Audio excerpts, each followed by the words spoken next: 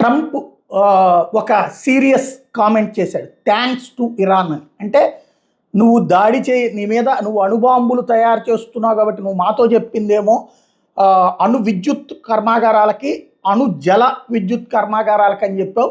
అందుకు మేము గతంలో ఓకే అన్నాం.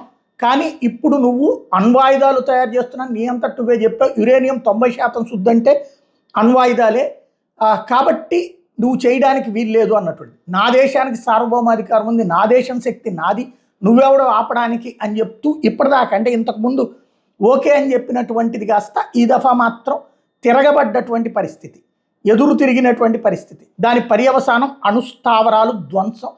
పెద్ద డ్యామేజ్ జరగలేదని చెప్పింది, but at the same time వాళ్ళ దేశం మీదకి వెళ్ళి యుద్ధం చేసినప్పుడు నేను రిటాలియేషన్ చేయకపోతే ఎట్లా అంది. అందులో భాగంగా చరిత్రలోనే, అంటే రాబోయే 100 ఏళ్ళు మా గురించి చెప్పుకునేటట్టు చేస్తామని చెప్పింది. అందులో భాగంగానే ఒక్కసారిగా ఖతార్తో పాటుగా కీలకమైనటువంటి కాన్సెప్టుల మీద, ఇరాక్, కువైట్, ఖతార్ల మీద ఒక్కసారిగా దాడి చేయడం, దాని ఇంపాక్ట్ ఇప్పుడు ఏమని చెప్తున్నాడు ట్రంప్, చాలా థ్యాంక్స్, ఇక సిద్ధం కా అని చెప్తున్నాడు. అంటే ఇక ఇరాన్ విధ్వంసం ప్రారంభమవుతుంది.